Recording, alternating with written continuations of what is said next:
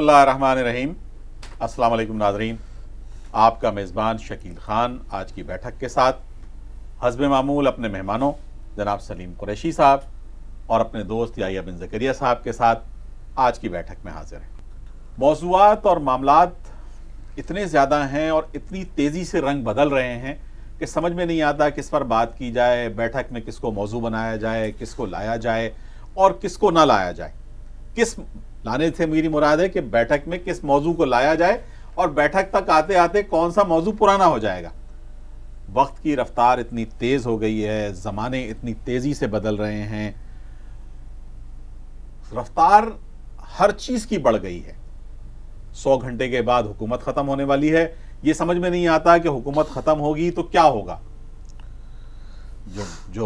जो निगरान वजीर आज़म साहब आएंगे या जो निगरान हुकूमत आएगी उसका रवैया इस अवाम के साथ कैसा होगा। क्या इनके घरों में कभी खुशहाली की कोई रमक आएगी, कभी यहाँ चिराग जलेंगे, इनके बच्चों के चेहरों पर कोई रौनक होगी, इनके घरों के दिए रोशन होंगे। कभी यहाँ पर कोई ऐसी हुकूमत आ सकेगी कि जो हमें अमन दे सके, जो हमें सुकून दे सके, जो हमें खुशहाली दे सके और पाकिस्तान का वो तसव्वुर दे सके कि जिसके लिए पाकिस्तान कायम हुआ था। या भाई, आप तो अखबार की दुनिया के आदमी हैं, अखबार से आपका गहरा ताल्लुक है, सारी जिंदगी अखबार में ही गुजारी है। गो के अखबार के लिए शायद किसी फलसफी ने यह बात कही थी कि बड़ी नाकाबिल एतबार चीज है, सुबह अखबार होता है और शाम को रद्दी हो जाता है। लेकिन ये अखबार और मीडिया जो हमारी जिंदगी में दर आया है, हमारे बेडरूम में दाखिल हो गया है, हमारे ऊपर एक ऐसे असरात मुरतब कर रहा है कि लगता है कि सारी कौम एक हाइपर की मरीज हो गई है, ब्लड प्रेशर की मरीज हो गई है, हर वक्त लड़ने के लिए तैयार रहती है। किसी भी वक्त किसी भी वाक़े पर कोई तहम्मुल का, कोई बुर्दबारी का कोई ऐसा रवैया नहीं होता कि जो शाइस्ता लोगों को ज़ेब देता है। इसकी मेन वजह ये मीडिया है, ये अखबारात हैं, या ये कि ये हमारी फितरी जवाल है, फितरी कौमी जवाल है हमारा। ये जो एक बात आपने कही थी कि अखबार जो है वो एक दिन ताज़ा होता है, बाद में रद्दी हो जाता है, ये बात सही भी है, लेकिन उसके साथ दूसरी हकीकत यह है फिर ये अखबार तारीख़ बन जाता है। जो वक़ाए निगारी रिकॉर्ड हो रही है उसी की बुनियाद के ऊपर सही या गलत तारीख़ भी मुरतब हो जाएगी, और तारीख़ सही भी होती है और तारीख़ गलत भी होती है। गलत भी होती है तारीख़, बिल्कुल, और गलत तारीख़ भी पढ़ाई जाती है। देखिए, बात यह है कि तारीख़ ज़ाहिर है कि वाक़यात बयान करने का नाम है। जो वाक़या बयान हो रहा है वो कितना दुरुस्त हो रहा है। अगर हम ये बात भी देखें, सामने दफ्तर से बाहर सड़क पर एक वाक़या पेश आता है, कोई हादसा हो गया, वहाँ पे 4 आदमी को बुलाएं जो ऐनी शाहिद हैं, और उन 4 आदमियों से अलग अलग पूछें कि क्या हुआ था। सही है। तो वो 4 जो है वो मुख्तलिफ कहानियाँ आपके सामने आएंगी। इसलिए बाज़ उलमा और स्कॉलर्स ये कहते हैं कि हिस्ट्री और स्टोरी में कोई बहुत ज़्यादा फ़र्क नहीं होता। तो इस तरह से तो हमें ये सारा खदे तंसीख फेर देना चाहिए। नहीं, देखिए, ये तो सवाल रहेगा, ये सवाल उठाया जाएगा, और उसके लिए जो है वो फ़लसफ़े तारीख़ के अपने उसूल मुतय्यन हैं। ठीक है। तो कुछ चीज़ें साबित शुदा हक़ाइक़ हैं, कुछ में हकीकत और झूठ मिला हुआ होता है, कुछ बिल्कुल झूठ होती हैं। शिबली नोमानी ने अल-फ़ारूक़ में इस मौजू पर इब्तिदा में लिखा है, ये बात कही है कि उमूमी तौर पर जो बातें बहुत मशहूर होती हैं वो गलत होती हैं। एक मुअर्रिख़ ने फ़लसफ़े तारीख़ और तारीख़ का मुताला करने के बाद फ़लसफ़े तारीख़ का एक बुनियादी उसूल ये बयान किया है कि जो चीज़ें मशहूर होती हैं वो गलत होती हैं, अक्सर मतलब गलत होती हैं। तो वो जाहिर बात है कि मसलन ये कि ये माइथोलॉजी, अब माइथोलॉजी तो पूरे तसव्वुरात की बुनियाद है। अब उसमें जो है वो झूठी कहानी भी है, उसमें सच्ची कहानी भी है, फिर वो कहानी जो है वो मतलब अपनी जगह बलती चली जाती है। बल्कि इसका एक पहलू और भी है। होता ये रहा है कि चूँकि इंसान की फितरत उजूबा पसंद होती है, और ज़ाहिर है कि जो कौमों के जो अकाबिरीन होते हैं उनकी सबसे अहम दिलचस्पी अवामुन्नास को तालीम देने से होती है। तो ख़वास तो फ़लसफ़े से दिलचस्पी रखते हैं, लेकिन आवाम को आप बड़ी बड़ी सदाकतें और हकीकतें कैसे बनाएं, तो उसके लिए जो है हिकायत का तरीक़ा इख्तियार किया गया। और अगर आप अपनी इस्लामी तारीख़ के अंदर चंद बड़े नामों को देखें, जिनमें मौलाना रूम और अत्तार और गज़ाली हैं, जी जी, तो और सादी हैं, तो इन्होंने जो है वो बड़ी बड़ी हकीकतें और सदाकतें हिकायत की सूरत के अंदर बयान की हैं। अब बहुत सारे लोग हो सकता है कि उस हिकायत को वो एक वाक़या भी समझते हों, और वो वाक़या भी ज़रूरी नहीं है कि वो वाक़या हो और मतलब बयान किया जाए। तो बात तो जो है वो ये है, मतलब लेकिन याहिया भाई, हम सादी शिराजी को, हम जनाब जो मौलाना रूमी को, हम दो मुख्तलिफ प्रॉस्पेक्टस में देखते हैं इन सारे बुजुर्गों को।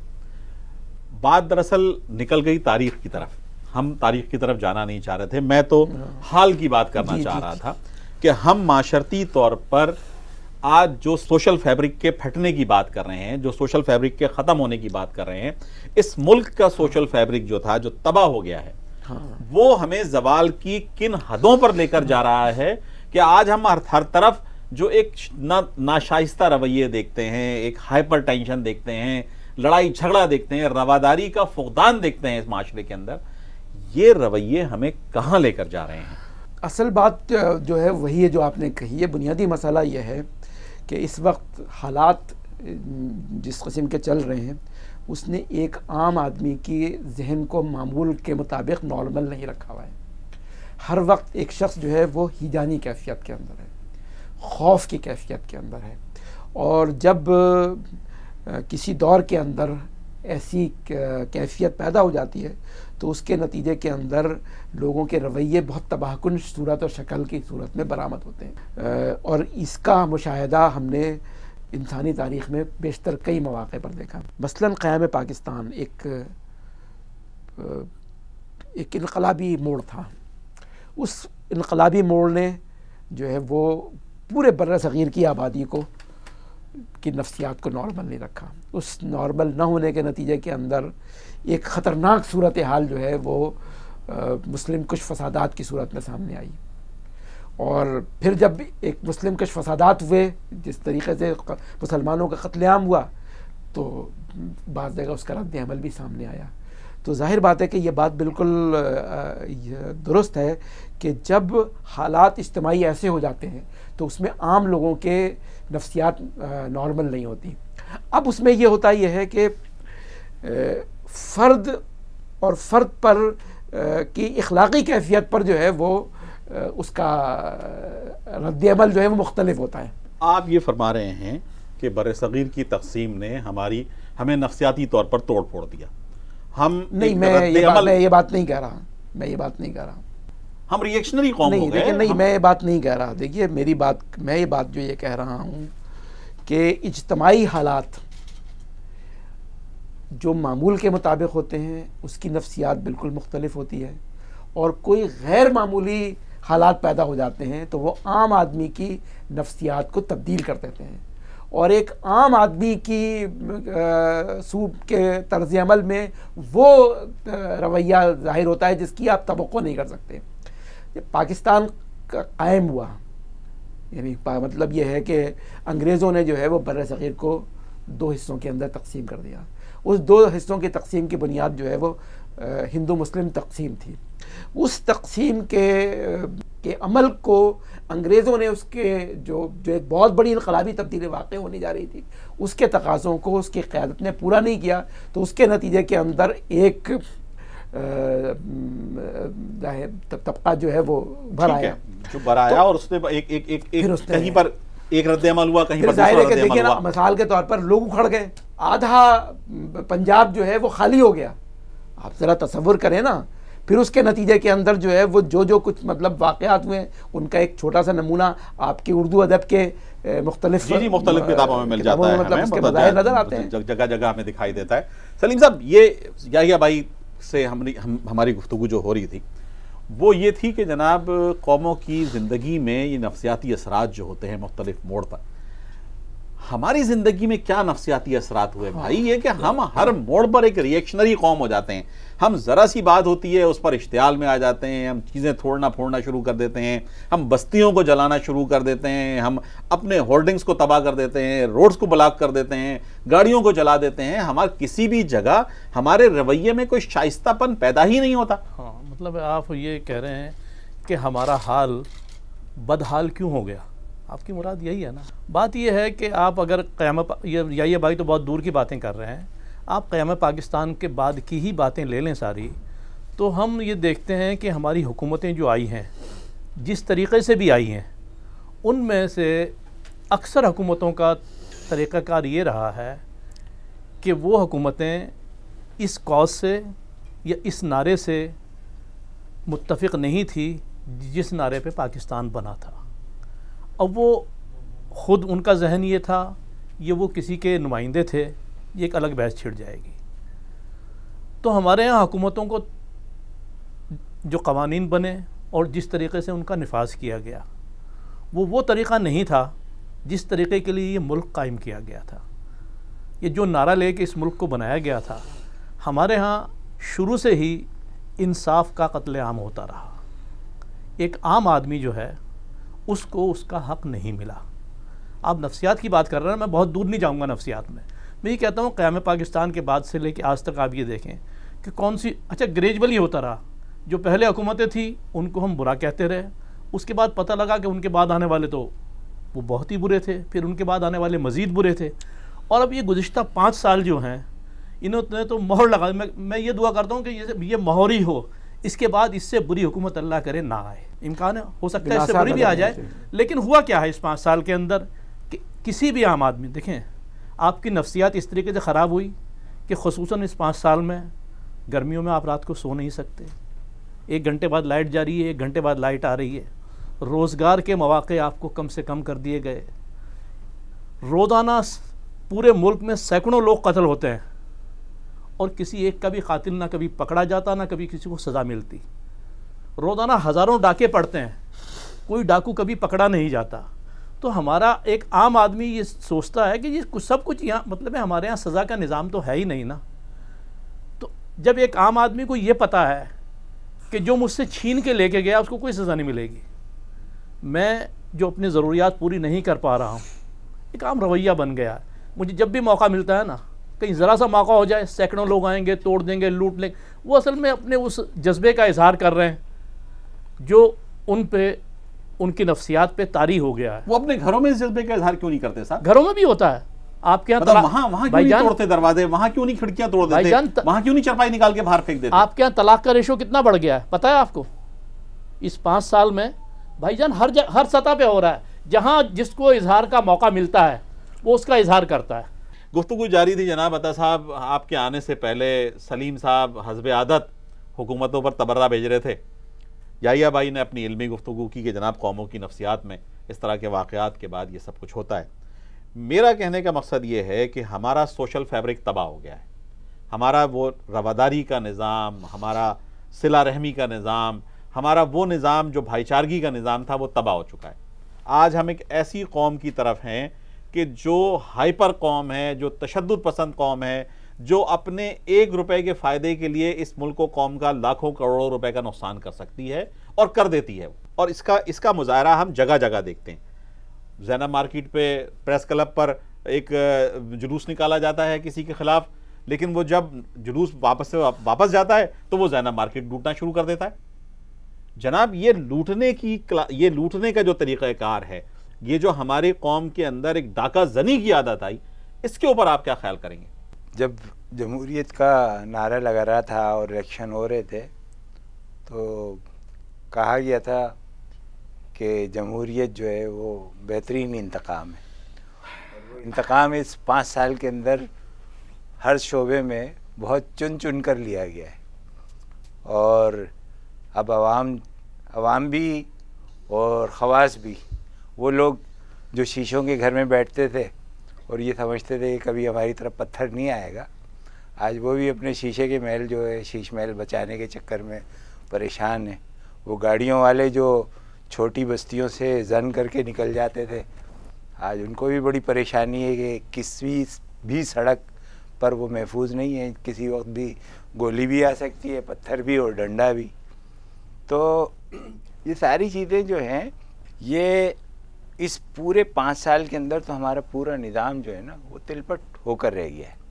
आप इस पर ये मतलब जो गुफ्तगू आप कर रहे हैं जी, तो इस अलमिया के ऊपर आप शादियाने बजाने की कोशिश कर रहे हैं या ये कि इस पर मातम कर रहे हैं? अब तो मातम भी नहीं किया जा सकता, क्योंकि मातम करने के बाद भी जो सूरत हाल है ना, वो जिंदा लाशें हैं इस या साहब, लाशें कहीं पर भी रिएक्शन नहीं करती। या साहब, लाशें किसी जगह पर भी रिएक्शन नहीं करती। मैं तो इनको लाशें कहता हूँ। लाशें कहीं रिएक्शन नहीं करती, लाशें कहीं तोड़फोड़ नहीं करती, लाशें कहीं लूटमार नहीं करती। इसमें कोई शक नहीं कि हालात जो है वो बहुत तबाहकुन हैं और इसके बहुत सारे पहलू हैं। मसलन जैसे लाहौर वाला वाक़या अगर आपके सामने आ गया है, जिसमें आप कह रहे हैं, जिसने जो है वो ये बताया है कि इखलाक़ी बहरान कितना शदीद हो चुका है, लेकिन इसके जो है वो उसके हमें उसके असल तनाजुर में इसको समझने की मतलब ज़रूरत है। मतलब एक वो मसाइल होते हैं जो फितरी तौर पर हर माशरे के अंदर होते हैं, इसलिए कि हर माशरे के अंदर अच्छे लोग भी होते हैं और बुरे लोग भी होते हैं और दरमियाने भी होते हैं। आप एक बहुत पाकीज़ा माशरा बना देंगे तो भी उसके अंदर आपको कातिल, डाकू, जानी, लुटेरे मतलब रहेंगे। बिल्कुल रहेंगे। सबसे बड़ी मिसाल है अहद नबी सल्लल्लाहु अलैहि वसल्लम से बेहतर तरीन कोई ज़माना नहीं था। अच्छा, आप इंतहाई बदतरीन दौर आ जाएगा, उस बदतरीन दौर के अंदर भी जो है वो मिसालें जो है वो रहेंगी कि जो लोग इंतहाई उसके अंदर अपनी पाकीज़गी को बरकरार रखेंगे। इस वजह से कौमों के को चलाना जो है वो इतना सादा काम नहीं होता। तो इसका ताल्लुक़ माशरत से भी है, इसका ताल्लुक़ जो है वो निज़ाम हुकूमत से भी है। लेकिन जो सूरत हाल इस वक्त पाकिस्तान के अंदर पैदा हुई है, जिसका आप ताल्लुक़ आप समाजी बहरान से और इखलाक़ी बहरान से है, उसको जो है वो आप नज़रअंदाज नहीं कर सकते उसके हकीकी तनाजुर से। वो ये कि हम एक आलमी जंग का हिस्सा हैं। देखिए, ये आलमी जंग मैं नहीं कह रहा हूँ, ये दुनिया के मुफक्किरीन कह रहे हैं। 12 साल गुजर गए हैं और ह्यूमन हिस्ट्री की वर्ल्ड वॉर में वो खुद कह रहे हैं कि ये दुनिया की तवील तरीन जंग है। इकनॉमिस्ट के तज्जिया निगार जो कि बरतानवी वजारत दाखिला का रुकन था, जिसने ग्लोबल डिसऑर्डर के नाम से जो किताब लिखी है, उसने वॉर एंड टेरर को 4th वर्ल्ड वॉर करार दिया है।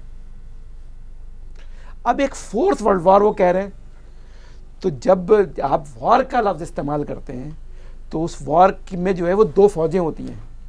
तो भाई वो 2 फ़ौजें कौन सी हैं और मैदान जंग क्या है? फिर वो ये बात कह रहे हैं कि जनाब इस जंग का मैदान जो है वो पाकिस्तान है। अब आपको जो है वो दर्जा बदर्जा जो है, मैं तो 5 साल, मैं तो 11, हालांकि ये मसला बड़ा तवील है, लेकिन आपसे 11-12 साल की क्रोनोलॉजी को जमा करें और उन इशूज़ को जमा करें। अब उन्होंने तो हर चीज़ को उस वॉर से रिलेट किया हुआ है। उन्होंने तो इस बात से भी रिलेट किया हुआ है कि मैं और आप 4 आदमी जो यहाँ बैठकर बात कर रहे हैं, इस गुफ्तगू का असर इस वॉर के ऊपर क्या पड़ेगा। देखिए, बात यह है कि पाकिस्तानी कौम के अंदर खूबियाँ भी हैं और ख़राबियाँ भी हैं। यानी जब आप तज़किया करेंगे तो 50 हम जो है वो ख़राबियाँ बयान करेंगे, लेकिन हम कुछ खूबियाँ, मिसाल के तौर पर अगर हम जब पाकिस्तान की जब हम खूबी बयान करेंगे तो पहली खूबी जो हम बयान करेंगे वो ये करेंगे कि पाकिस्तान सब कुछ है, यहाँ अक़लियतें महफूज हैं। पहली इस बात को बिल्कुल आप जहन में रखें। इक्का दुक्का वाक़यात से जो है वो मजमूई तस्वीर जो है पर कोई असर नहीं पड़ता। जबकि पूरी दुनिया की अगर हम तारीख़ को मुरतब करें तो वो इस तारीख़ को जब आपको हमारे सामने आएगा, उसमें मुसलमान हर जगह जहाँ भी अक़लियत में हैं वो महफूज नहीं है। और हर मज़हब के नाम से कोई फसाद हुआ है, लेकिन उसका रद्द अमल किसी भी मुसलमान माशरे के अंदर, किसी भी मुसलमान मुल्क में उस तरह नहीं हुआ जो मतलब हो सकता था। इसलिए कि मतलब यानी उसकी सबसे बड़ी मिसाल अब पहले आई जिक्र थी क़याम पाकिस्तान की। कहते ये हैं कि हिंदुओं और मुसलमानों ने दोनों ने एक दूसरे को मारा। मुझे इस बात पर एतराफ़ करने में कोई वो नहीं है, मैं एतराफ़ करूँगा कि मुसलमानों ने भी ज़्यादतियाँ की हैं, लेकिन कोई तनासुब नहीं है वो रद्द अमल में उन्होंने किया। इस एतबार से अगर हम पाकिस्तान का जायज़ा लें, पाकिस्तान में बड़ी ख़राबियाँ हैं। पाकिस्तान के अंदर अक़लियतें महफूज हैं। मसलन ये है कि पूरे 50-60 साल में जो है वो हिंदुस्तान के अंदर भारत में हिंदू मुस्लिम फसादात होता रहा, उसका रद्द-ए-अमल हुआ है, लेकिन उस रद्द-ए-अमल के बावजूद भी पाकिस्तानी सोसाइटी ने जो है वो कोई ऐसी शक्ल इख्तियार नहीं की कि फिर जहाँ तक जो है वो ईसाई अक़लियत का मसला है, अगर मैं ये बात कहूँ कि यहाँ पर जो है वो ईसाई आबादी दो किस्म पर मुश्तमिल है। एक उस तबके पर मुश्तमिल है जो दरअसल पाकिस्तान का सबसे ज़्यादा पिसा हुआ तबका है, या यूँ कह लें कि जो कभी हिंदू आबादी का शूद्र तबका था, बिल्कुल उसको जो है वो ईसाइयत में कन्वर्ट अंग्रेज़ों ने अपने दौर में कर दिया, इसलिए कि उनकी मसीही तबलीगी सरगर्मियाँ बर-ए-सग़ीर के अंदर कामयाब नहीं हो सकी लोगों को ईसाई बनाने में। लेकिन बरतानिया को कॉलोनियल पीरियड के लिए एक ईसाई आबादी की ज़रूरत थी, वो कामयाबी ना उनको हिंदू आबादी में हासिल हुई और मुसलमान आबादी में तो बिल्कुल ही हासिल नहीं हुई। तो मुसलमान माशरे के बारे में तो उनका ये एक चीज़ साबित हो चुकी है कि ये बदतरीन तौर पर जो है बिगड़ जाएगा, बड़े से बड़े जो है वो जुर्म के अंदर जो है वो मुब्तला हो जाएगा। लेकिन जिसे आप इर्तदाद का जुर्म कहते हैं, आप उंगलियों में अफराद को गिन लेंगे, मजमूई तौर पर कोई गालिब कोई रुझान जो है वो नहीं है। दूसरी तरफ अब मसला जो है वो ये है कि जब जो है वो पाकिस्तान उसका मैदान बन गया है, तो उसमें जो उनके पास जो सबसे ज़्यादा जो सर्वे आया है वो ये है कि देखिए, एक जंग उन्होंने छेड़ी, हमने नहीं छेड़ी है। मतलब अब ज़ाहिर बात है कि अब इस पर हम आलमी सियासत आ जाएगी। आलमी सियासत का सबसे बड़ा मसला है कि जो हक़ाइक़ बयान किए जाते हैं वो कितने मतलब हकीकी वाक़यात हैं।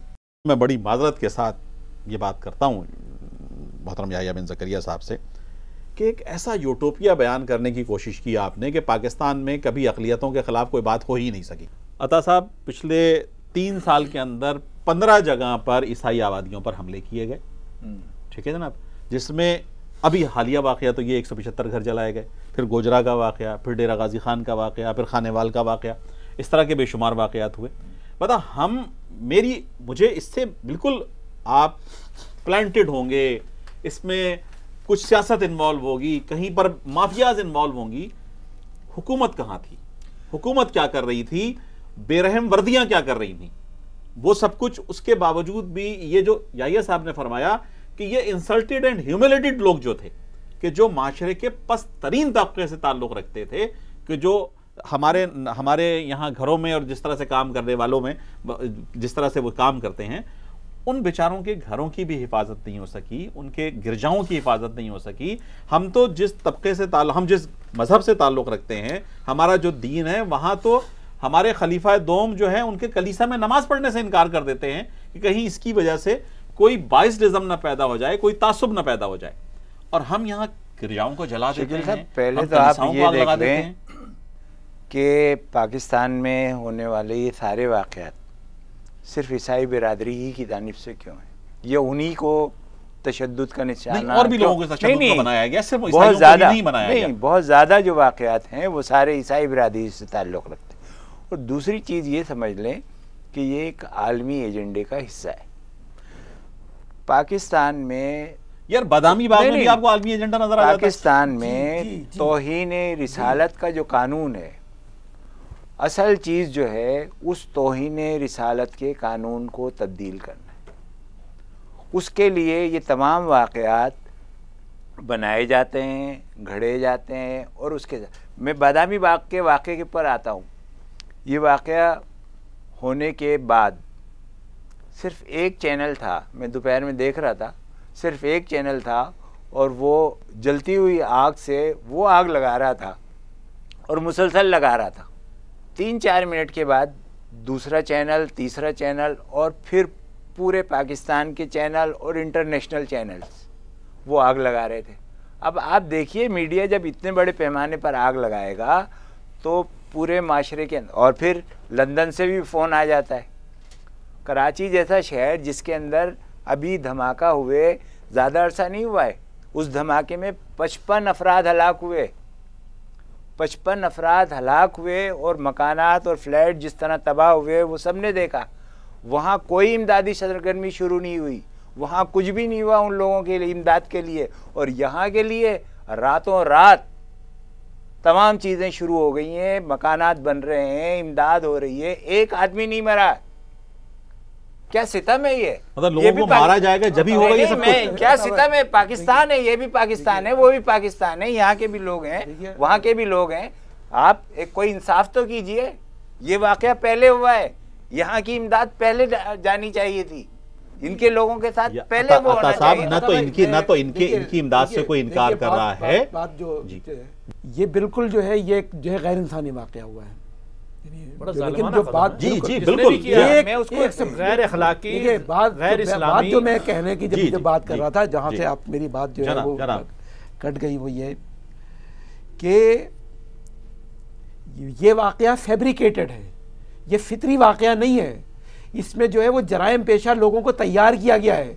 उसके लिए जो पूरी पुलिस और स्टेट की जो है वो सरपरस्ती है, उसमें एक ख़ास कम्युनिटी को एक ख़ास कैफियत के अंदर पैदा करना मकसूद है। देखिए, एक मसला ये है कि इखलाकी तौर पर तो हमारे यहाँ बहुत सारे बुरान हर किस्म के वाक़यात हो सकते हैं, लेकिन उस सब के बावजूद जो ये देखिए, एक मैं तवील अरसे से इस बात को मैं ऑब्ज़र्व कर रहा हूँ कि एक ख़ास तस्वीर बनाई जाती है, उस तस्वीर को अमलन मौजूद नहीं होती जी। तो उसके लिए ऐसे वाक़यात किए जाएँ। मसलन ये है कि बादामी बाग वाले वाक़े की जो तफसीलात सामने आई हैं अखबारात के ज़रिए, वो ये कि एक ईसाई और एक मुसलमान दोनों दोस्त हैं, दोनों जो है वो शराब के जो है वो नशे के अंदर हैं, और जो उनके अंदर जो है वो झगड़ा होता है। उस झगड़े में बताया जाता है कि उसने जो है वो उस पर इल्ज़ाम लगाया जाता है कि उसने तौहीन रसालत की मतलब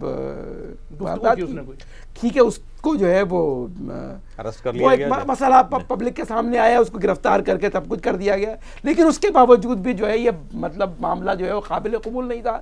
तो किसी तरीके से जो है वो मजमा इकट्ठा किया गया है, और मजमा इकट्ठा करना जिस तरीके से, अब उसकी भी खबरें आ गई हैं कि पुलिस ने गिरफ्तार कर लिया है, वो भी जो है वो नशे में मलबूस और असलहे के साथ वो मतलब आए। वो किसने उनको तैयार किया है? तो कहने का मतलब ये है कि ये मसला, चूँकि मैं आपसे जब कह रहा हूँ कि आपका मुल्क दरअसल एक आलमी जंग का मैदान है, जिसके जहाँ पर जो है वो सारी जो है वो एजेंसियाँ मौजूद हैं। भाई रेमंड डेविस तो एक्सपोज हो गया ना, एक फ़र्क अलामत बन गया। सवाल ये वो लाहौर में क्या कर रहा था? आप तो कह रहे हैं कि सारे जो है वो दहशतगर्द कबायली इलाके के अंदर है, वो लाहौर में क्या कर रहा था? और पूरी जो है वो मतलब इसकी इतनी जुज़ियात और इतने फरुआत हैं। देखिए, बात यह है कि 9/11 के वाक़े से पहले और 9/11 के बाद मुस्लिम अवाम की नफ्सियात बहुत मुख्तलिफ थी, उसकी सियासत बहुत मुख्तलिफ थी, उसकी जो है वो इज्तिमाई जो है वो मतलब ख़ुद उन्होंने एक काम किया, उस काम का जो नतीजा निकला है वो नतीजा ये निकला है कि पूरी दुनिया के अंदर और ख़ास तौर पर पाकिस्तान में उनके तमाम सर्वे ये कहते हैं कि जो है वो पाकिस्तान के अवाम जो है वो अमेरिका के ख़िलाफ़ हैं। अब जाहिर है कि उसके नतीजे के अंदर वो मतलब मिसाल बहुत सारे लोग कहते हैं कि वॉर ऑन टेरर का ताल्लुक जो है वो ऑयल की एक जंग से, बिल्कुल है ऑयल की जंग से, लेकिन ये जंग जो है वो हर सतह के ऊपर जारी है। इसमें जो है वो एक छोटी छोटी जो है वो आरा तक के, देखिए मैं जो बात अच्छा आपके बारे में वो मतलब हर तरह की एक तस्वीर बनाना चाह रहे हैं, उसके नतीजे के लिए जो है ये तरफ यहाँ पे ब्लैक वाटर मौजूद है, यहाँ CIA मौजूद है, यहाँ पे उनके आपकी पूरे जो है स्टेट के इंस्टीट्यूशन उनका जो हिस्सा बने हुए हैं हर जगह, जितने चाहे वो बास्टाउन वाला वाक़या हो, चाहे वो बादामी बाग वाला वाक़या हो, जितने भी वाक़यात आपको, आप एक चीज़ देखेंगे कि जनाब जितने जो है वो आपके जो रियासती इदारे हैं वो खामोश तमाशाई बने हुए, उनको हुक्म नहीं है, उनको इजाज़त नहीं है। जाहिर साहब, रियासती इदारे भी खामोश तमाशाई बने हुए हैं, आवाम भी खामोश तमाशाई बने हुए हैं, सियासतदान भी खामोश तमाशाई बने हुए हैं, उलमा भी खामोश तमाशाई बने हुए हैं, ये सारे लोग खामोश तमाशाई बने हुए हैं। किसी जगह कोई आवाज़ भी इसके खिलाफ उठ रही है सलीम साहब? हाँ, ये बात अच्छा सवाल है। देखें, आवाज़ तो उठ रही है, लेकिन उस आवाज़ को कोई अहमियत नहीं दी जाती। उस आवाज़ को ये कह के दबा दिया जाता है कि ये तो शिद्दत पसंदों के साथी हैं, ये तो दहशत गर्दों के साथी हैं। अब अब्बास टाउन का जो वाक़या है वो खालिस्तान दहशत गर्दी का वाक़या है, लेकिन उसको हमारे मीडिया ने फ़िरका वाराना रंग दे दिया, और उसके अब फ़िरका वाराना रंग ना देते तो किसने किया? अब वो तालिबान ने कर दिया, शियों के ख़िलाफ़ कर दिया। उस वाक़े में मैं कोई तासुब से नहीं कह रहा हूँ, उस वाक़े में 18 शिया मरते हैं एक आदमी भी मरता है। 28 सुन्नी है, 18 शिया मरते हैं। मतलब आम पाकिस्तानी तो शहरी का कराची तो सवाल ये है कि मेरे भाई 18 शिया मरते हैं, तमाम चैनल उनको कवर करते हैं। शाहराह पाकिस्तान पे नमाज जनाजा हो गई, ये हो गया, वो रंग ये दिया जा रहा है जैसे ये कार्रवाई शिया लोगों के खिलाफ की गई है, जबकि उसमें मरने वाले 30-32 सुन्नी हैं, उनका कहीं जिक्र नहीं होता। मैं ये बावजूद मैं ये कह रहा हूँ, देखिए मैं चूंकि शिया सुन्नी तसादुम उस आलमी वार का एक हिस्सा है पाकिस्तान के अंदर, इसलिए इस बात पर मैं आपसे बिल्कुल एग्री कर रहा हूं। इसलिए ये इसी तरफ लेके जाने की कोशिश की जा रही है। बिल्कुल सही बात है। इसलिए इस वॉर के तहत मुख्तलिफ लोग, एक ही जो है वो लोग हैं जो मुख्तलिफ काम करा रहे हैं। अब जाहिर बात है कि उसके नतीजे में जाहिर है कि लोगों की नफ्सियात पर असर होता है, वरना तो बाकी देखें, जहाँ तक यही कह रहे हैं कि खराबियाँ हर जगह होती हैं, हर माशरे के अंदर होती हैं, लेकिन आपकी जो मौजूदा सूरत हाल है, देखिए मिसाल के तौर पर बलवा तो किसी भी वजह से कहीं हो सकता है, और जब बलवाई कैफियत होती है, ये बलवाई कैफियत जाहिर है कि मनफी कैफियत होती है। हुजूम का जो रद्दअमल होता है वो कभी भी मजबूत नहीं होता, इसलिए इस बात को कभी भी पसंद नहीं किया जाता। ये बलवाई कैफियत हमारे यहाँ ही हर दुनिया में हर जगह बाद क्यों आ जाती है? हमारे यहाँ क्यों आ जाती है? भाई मैं आपसे हर मुल्क में हर जगह होती है। एक मिनट, आपने कहा कि हमारे यहाँ वार इन टेरर हो रहा है, बिल्कुल तस्लीम है हमने। सवाल ये है कि जहाँ ये कैफियत होती है वहाँ हुकूमतें क्या करती हैं? उनको तहफ़्फ़ुज़ फराहम किया जाए और उसको इस मसले में मुब्तला होने से किसी भी तरह रोका जाए। सवाल ये है कि हमारे यहाँ हुकूमत क्या कर रही है? एक मिनट भाई, हुकूमत तो है ना भाई, हमारे यहाँ सदर भी है, वजीर आजम भी है, वजीर दाखिला भी है, उनकी हिफाजत पे लगे हुए सब। मैं ये कहता हूँ देखें, बड़े बड़े वाकयात हो गए, अब्बास टाउन का वाकया हो गया, बादामी बाग का वाकया, ये तो हम ये कहते हैं कि ये बैनुल अक़वामी साजिशें हैं। हमारे यहाँ अमन व अमान की आमतौर पर जो सूरत हाल है, एक आदमी को मार दिया जाता है, आपका पर्स छीन लिया जाता है, उसकी दुकान लूट ली जाती है, तो ये काम तो वो बैनुल अक़वामी ताकतें नहीं कर रही हैं। देखें, सवाल ये है कि अगर एक कातिल को पकड़ लिया जाए, एक डाकू को पकड़ लिया जाए, उसको सज़ा दे दी जाए, तो ये वाक़यात खुद ब खुद कम हो जाएंगे। हमारी हुकूमतें क्या कर रही हैं? पूरी मार्केटें लूट जाती हैं, कोई एक आदमी भी नहीं पकड़ा जाता। आपके सीसीटीवी कैमरे भी हैं, ये भी हैं, वो भी हैं, सब कुछ हो रहा है। भाई आप 10 आदमियों को सजा दें। सलीम साहब, मैं आपसे थोड़ा सा मैं कहूँ कि कुछ पीछे की तरह जानिब जाइए। ये जो कोयटा के वाक़यात हैं, ये तो बहुत रिसेंट वाक़यात है ना, और जो लाहौर का है ये बहुत ही रिसेंट है। इससे पहले 5-7 साल तक जो ड्रोन हमले में जिस तरीके से लोगों को कत्ल किया जाता गया, मदरसों को, मसाजिद को, घरों को, आबादियों को, पूरे पाकिस्तान में कोई बोला? बैनुल अक़वामी मीडिया पे किसी ने कहा? ये कौन लोग थे? ये भी तो इस मुल्क के भाई मुल्क के लोग थे। मैं ये कहता हूँ, मुसलमान थे उस वक्त, कोई किसी ने नहीं कहा ये शिया है, सुन्नी है, भाई वो है। लेकिन आपने जहाँ अक़लियतों की तरफ थोड़ा सा डाइवर्जन किया उन्होंने, नहीं मैं ये वही आप बिल्कुल डाइवर्जन थी, वही कुव्वतें हैं। मतलब ये कुव्वतें, मतलब आप ड्रोन हमलों को देखिए। देखिए मैं इस बात से, देखिए आपकी किसी बात से इनकार नहीं है, साना अब्बास टाउन गलत, कोयटा के वाकयात गलत, ड्रोन हमले गलत, ये सब चीजें गलत, लेकिन इसके नतीजे में क्या इसके नतीजे में एक रिएक्शनरी सियासत होगी? इसके नतीजे में क्या एक रिएक्शनरी बलवा होंगे? उसकी वजह ये कि आपकी जो हुकूमत है, हुकूमत ने अपनी जिम्मेदारियों से हाथ उठा लिया। उन्होंने जो जिम्मेदारी एक रियासत की होती है, माल और जान का तहफ़्फ़ुज़ देना अपने शहरियों को, एक ये वाकया बुनियादी जिम्मेदारी में हुआ है कि जो इस 5 साल के अरसे में सबसे ज्यादा गुड गवर्नेंस का सूबा रहा है। देखिए शकील भाई, मेरी बात ने कुछ भी नहीं किया ना, मैं तो उसके बाद ये चल रहा है। तबस्सुम साहब, मैं ये अर्ज करूं कि ठीक है जी, ड्रोन हमले हमारी मजबूरी है, हमारी हुकूमतों की क्यों मजबूरी है? एक मिनट मेरी बात तो सुन लेना। आज आपने गैस लाइन पे मुआहदा कर लिया, 8-7 साल तक आप कुछ नहीं कर सके, पूरी कौम जो है रुल गई, गैस की किल्लत और ये और वो तमाम मसाइल के अंदर। आज जाते हुए 4 दिन पहले आप मुआहदा करके जा रहे हैं। आप इसको एप्रिशिएट तो करें इस बात को। कोई एप्रिशिएशन नहीं है, ये तो एक अता भाई मेरी अर्ज तो सुन ले। मैं जो अर्ज कर रहा हूँ, ये आप बड़ी बड़ी बातों को छोड़ दें, ठीक है जी, छोड़ दी यार। वो भी बैनुल अक़वामी साजिश थी, वो भी बैनुल अक़वामी साजिश थी, वो भी बैनुल अक़वामी साजिश थी। मैं तो ये कह रहा हूँ कि हमारे यहाँ जो अमन व अमान का मसला है, एक आम आदमी को तहफ़्फ़ुज़ नहीं है, उसका मोबाइल छीन जाता है, वो तो बैनुल अक़वामी साजिश नहीं है, उनको क्यों नहीं सज़ा दी जाती? मतलब ये तो किसी ये बिल्कुल आपने जड़ की बात, ये तो किसी ने नहीं कहा था कि आप बिजली ना पैदा करें, ये लेकिन ताकि लोग रातों को सो ना सकें। देखिए बुनियादी ज़ाहिर बात है कि जो बुनियाद होती है वो इंसान, हुकूमत कहाँ है, वो इंसान की जानो माल की कोई कदर व कीमत नहीं है, स्टेट का, रियासत का ये फरीज़ा नहीं है। तो इसलिए वो अपने मकासद हासिल करने के लिए ऐसे मंसूबे भी बंद कमरों के अंदर बनाकर और उसको एग्जीक्यूट कर सकते हैं, उनको कोई परवाह नहीं है। शकील साहब, एक प्रोग्राम में डॉक्टर मुबीन अख्तर को बुला लीजिए और पाकिस्तानी अवाम की नफ्सियात के ऊपर बात कीजिए। मैं तो ये कहता हूँ हम पाकिस्तानी अवाम है, नहीं, इस शहर के अंदर कि हम पाकिस्तानी नफ्सियाती मसाइल किस तरह बढ़े हैं लोगों के। हम पाकिस्तानी अवाम हैं, हमारे अपने नफ्सियाती मसाइल हैं। सलीम साहब ने जिसका जिक्र किया, मोबाइल छीनने का, पर्स छीनने का, ये सारे हमारे अपने वाक़यात हैं ना। कहने का मतलब ये है उसकी कि आपका जो हुकूमती निज़ाम है वो जराइम पेशा अफराद को तहफ़्फ़ुज़ फराहम कर रहा है, उनको प्रोमोट कर रहा है। उसका नतीजा ये है कि लोगों को इसके अलावा कुछ नज़र भी नहीं आ रहा, यानी उसकी तरबियत गाहें खुली हुई हैं। उसमें कहीं सियासी मकाद, देखिए जब आप एक इलाके को मुसल्ला दहशतगर्दों या मिलिशिया के हवाले करेंगे कि जी तुम्हें आज़ादी है, तुम्हें इस इलाके को और बस्ती को कंट्रोल करना है, तो अब वो डाका भी डालेगा, वो चोरी भी करेगा, वो जो है वो रेप भी करेगा, वो सारे काम करेगा।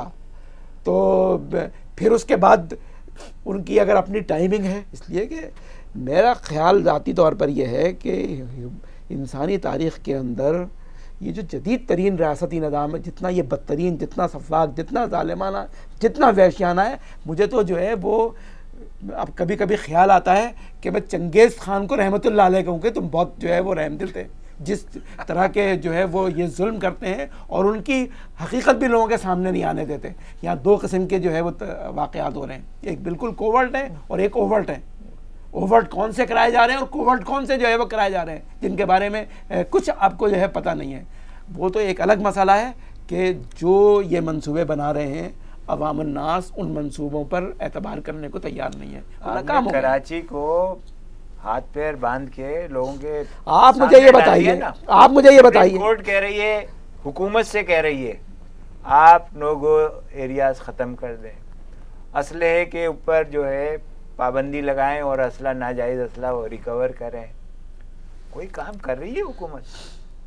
कोई इस मुल्क, इस शहर को हज़ारों लोग कत्ल हो गए, इस शहर में इतना खून बह गया, किसी को ख्याल आया कि एक आम शहरी कराची की सड़क पर मोटरसाइकिल या कार चलाते हुए बगैर लाइसेंस और असल किताब के जो है वो हिम्मत नहीं कर सकता कि वो सड़क पर आए। अब वो गने लेके और नहीं, गनों का मतलब जो असलहे की जिस किस्म के असला जो है यहाँ से कराची से लेकर पेशावर तक मौजूद है। भाई नेटो के कंटेनर कराची से गायब होने वाला मसला मेरा इल्ज़ाम नहीं है, उनके डॉक्यूमेंट्स हैं ना, वो कहाँ गया है वो जो नेटो के कंटेनर गायब कर रहे हैं वो उनके अपने लोग हैं जो गायब करते हैं। तो यही मैं आपसे कहना, तो आप उस पर आप एतराज क्यों कर रहे हैं? वो उनके अपने लोग हैं ना। यही मैं अर्ज कर रहा हूँ कि उनको अपने किसी मकसद को हासिल करने के लिए अगर जो है वो बादामी बाग के 100-150 जो है वो अफराद को जो है कि मकानात को, घरों को जला देना, वो जला देंगे। और आप क्या ये होता रहा है, यही हो रहा है। नाजरीन, आज की बैठक खासी गर्मा गर्म रही और इस बैठक की खुसूसियत यही है कि यहाँ गर्मा गर्मी के बावजूद एक दूसरे का एहतराम बरकरार रखा जाता है। शायद अभी तक हम किसी नतीजे पे नहीं पहुँच सके, कम से कम मैं किसी नतीजे पे नहीं पहुँच सका। मेरे दोस्त ये कह रहे हैं कि ये बैनुल-अक़वामी साजिश भी है, हमारे अंदरूनी हालात भी हैं, हमारी नफ्सियाती कैफियत भी है, या हमारे उस सोशल फैब्रिक का ख़त्म हो जाना भी है कि जो वक्त के साथ साथ हमारे माशरे से ख़त्म होता जा रहा है।